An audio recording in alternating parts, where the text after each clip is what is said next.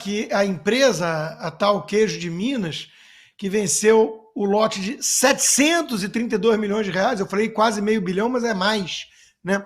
Já... Segunda, a gente dá sequência à nossa série de entrevistas com os pré-candidatos à Prefeitura de São Paulo, recebendo aqui no programa o pré-candidato do PRTB, que é o Pablo Marçal, e estarão comigo aqui na bancada, ao vivo, o Rodrigo Constantino e o Ricardo Salles. E aí, Constantino, eu volto aqui ao que a gente falava desde o começo da semana, antes da realização do leilão, né? Que faltavam justificativas para que isso acontecesse, que a medida não se justificava nem do ponto de vista logístico, porque os agricultores diziam que a safra já tinha sido colhida, nem econômico, porque ia prejudicar, ao invés de ajudar, os produtores gaúchos que foram afetados pela catástrofe lá no Rio Grande do Sul. Então, faltava uma explicação. Parece que ela começa a surgir. Será que não, Consta?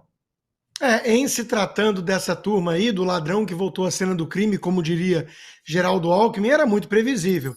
Eu levantei duas possibilidades, né? Uma, os velhos esquemas de corrupção, e a segunda, querer mesmo atacar o agronegócio, o arrozeiro gaúcho, porque o PT tem implicância com esses produtores rurais que ele considera que são fascistas, e porque não votam no PT, preferem o ex-presidente Bolsonaro. Então, isso aí vem à tona aquela sensação do consórcio Nordeste na pandemia, né? O consórcio Nordeste, para quem não lembra, teve uma compra de quase 50 milhões de reais de respiradores que nunca chegaram numa empresa de fachada que foi estabelecida para comprar maconha.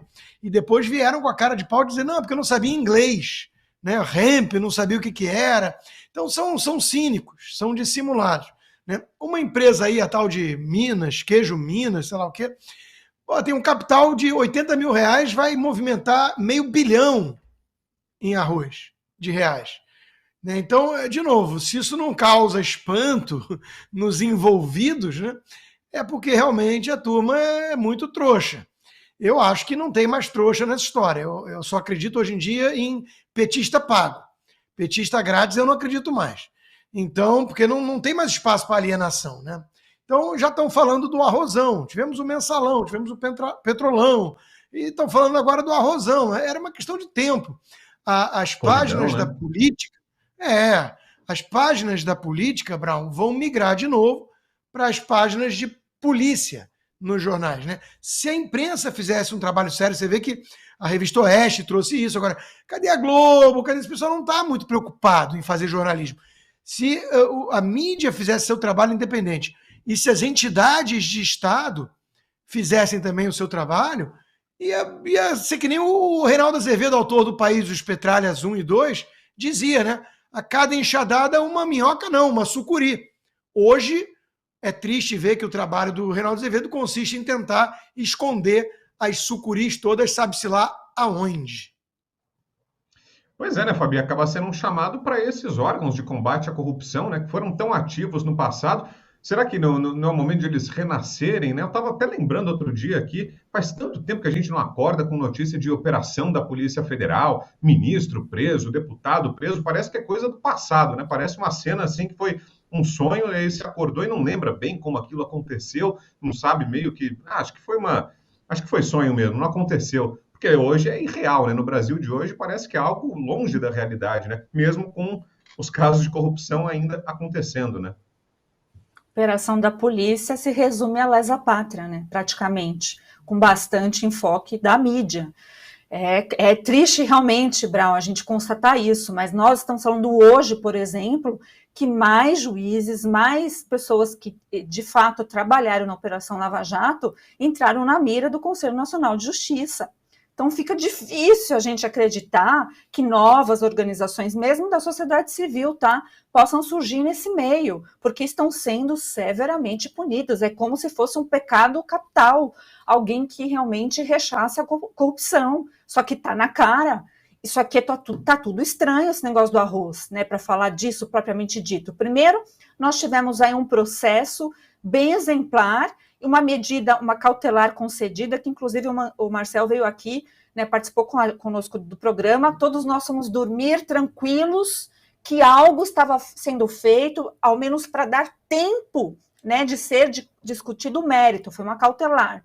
Acordamos com uma sensação de impotência completa, aí todo mundo trabalha, aí não tem recesso. né? Foi derrubada essa liminar e o leilão aconteceu. O leilão aconteceu de forma estranha, tem que ser investigado. Então, a derrubada da liminar foi esquisita, o leilão em si é esquisito, com todas essas denúncias que estão vindo, e eu ainda vou agregar mais. Esse arroz é dito que será entregue só em setembro. Olha a palhaçada, Brown.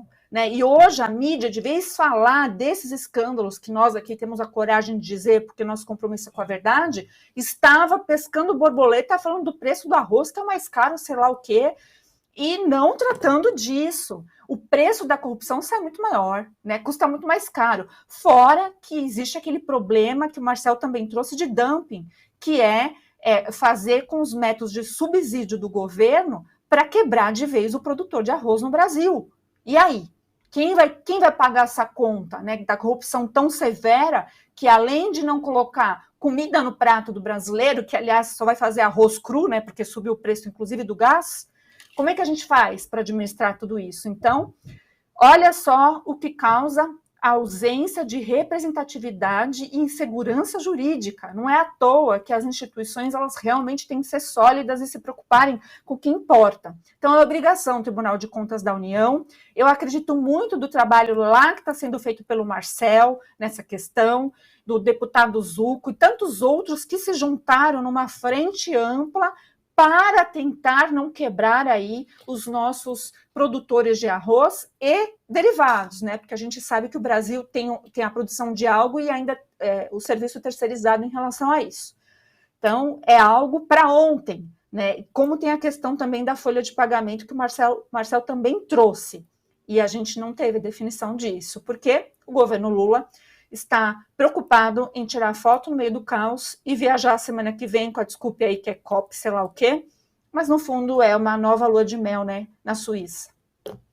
Fala, só para a gente não deixar passar que a empresa, a tal Queijo de Minas, que venceu o lote de 732 milhões de reais, eu falei quase meio bilhão, mas é mais, né, já fraudou licitação na prefeitura de Macapá.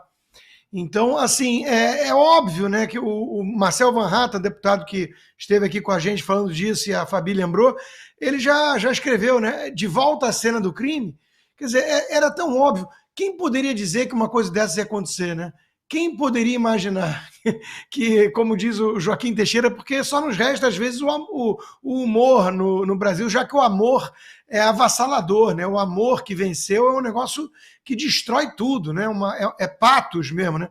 É patologia pura. Ele, por onde passa, deixa um rastro de destruição. Esse amor, e custa caro. Custa caro porque os pombinhos apaixonados estavam lá acostumados a namorar na cadeia, né? Com a visitante lá da cadeia, agora vão para Itália, cada hora num lugar aí com o nosso dinheiro. Então, quem poderia dizer uma coisa dessa, né? Que botar o Larápio de volta à cena do crime ia voltar a acontecer esse tipo de coisa. Brown, o Brasil realmente não é um país sério e não é para amadores. Eles venceram, eles estão no poder e eles estão perseguindo quem ousou combater a corrupção. Veja que tiveram mais juízes aí perseguidos, ligados à Lava Jato. A Tameia Danelon, falamos disso aqui no programa essa semana, o Deltan Dallagnol, o Moro, desnecessário dizer. Então, o Império contra-ataca. Eles estão querendo deixar claro o recado de que jamais, nunca mais, alguém tente, nesse país que tem dono e que não é sério e que não é para amadores, ninguém jamais tente combater a corrupção. A corrupção vai ficar escancarada mesmo para quem quiser ver e não reclamar, porque se reclamar vai ter consequência. É triste, mas é a realidade, a gente tem que tocar real.